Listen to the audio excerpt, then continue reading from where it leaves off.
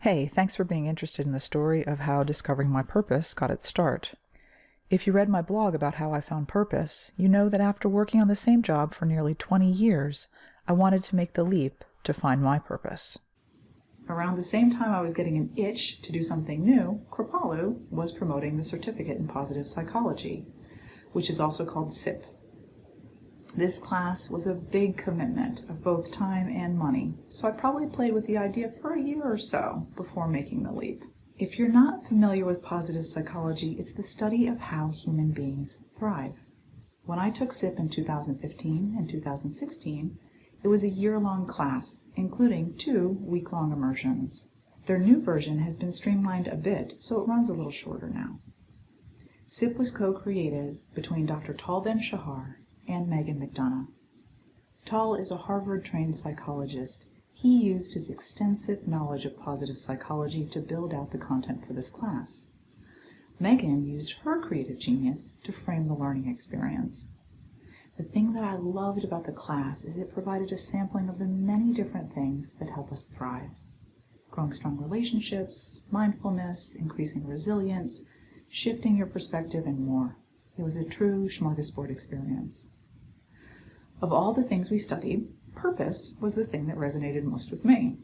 I bet you're not surprised. As I mentioned, I've always had a sense that I had a purpose within me, but I didn't know what it was. And that always made me feel a little bit off, like maybe my skin was just a bit too tight, or I had an itch that I couldn't quite scratch. It was always there in the background, ranging from being mildly annoying to being truly uncomfortable. So of course, when we studied about purpose, I was like, I need to know more about this. Even before I graduated from CIP, it was becoming clear that my purpose was to help other people find their purpose. This was fueled by a few different things. First, I knew what it felt like to want to live a life of purpose, but not be sure how to get there. And if I can help people navigate this journey so it doesn't take them the 25 years that it took me, sign me up. Second, I love to teach and I love to learn new things, so the research I have put into this class has been a lot of fun. Lastly, when I was 18 years old, I lost a good friend to suicide. I talk about Adam a bit more in Module 2. Because of this life experience, I've always had a desire to help teens, but I didn't know how. In 2015, the CDC suicide data sheet reported that suicide is the second leading cause of death for people aged 15 to 34 years old. Even more alarming, in June 2018, the CDC said that suicide rates continue to rise in nearly every state in the United States. This is the overall number, which includes all age groups. Okay, that's the challenge, and it's a big one. Now, I don't want to make it out like purpose is a silver bullet, but when it comes down to the tools we have in our toolbox, it is one of the best things we have to fight our really tough challenges. Research has shown that people with purpose are less likely to be depressed, less likely to be anxious, less likely to have issues with substance abuse, and less likely to feel suicidal. That's a whole lot of less likelies. And it makes sense, right? We all want to have our lives matter. We all want to contribute to the world.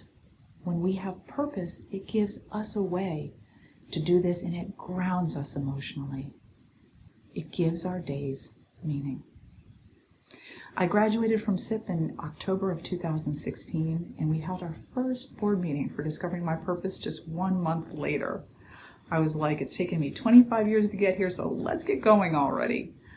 With my background in nonprofits, of course my immediate thought was to make Discovering My Purpose a charitable organization. It's a 501c3, and you can check out our gold status on GuideStar. That's an organization that rates nonprofit organizations. Our mission is to help youth ages 14 to 24 years old live happier, more meaningful lives. Why this particular decade? Because that's a time when it's easier to make big, far-reaching changes, right? But with that said, In Pursuit of Purpose totally works for all ages. Its foundational elements come from the best and brightest thought leaders in positive psychology who have studied or worked at Yale, Penn, Stanford, UCLA, and beyond. In 2017 and 2018, In Pursuit of Purpose has been taught as an in-person class, and the feedback has been awesome. I'm currently teaching a group of teens who are living in a homeless shelter, and we've been having a great time. Here's a picture of the meditation bottles that we just made a few weeks ago. We want to get the program out to a broader group of people, and that's the reason we've gotten it online. We're talking with high schools and colleges about ways that it can help improve student success. And we're also exploring providing it to youth coming out of the judicial and foster system.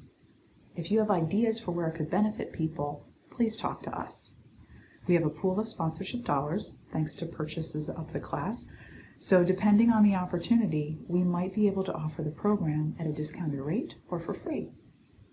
Okay, so now you know about me and you know about discovering my purpose. I would love to have the opportunity to learn about you. If you're registered for the class, jump into the class forum to introduce yourself and share your experiences. I love the Ken Blanchard quote, "None of us is as smart as all of us." I hope you choose to enrich our community by taking part. You will do us a favor if you do.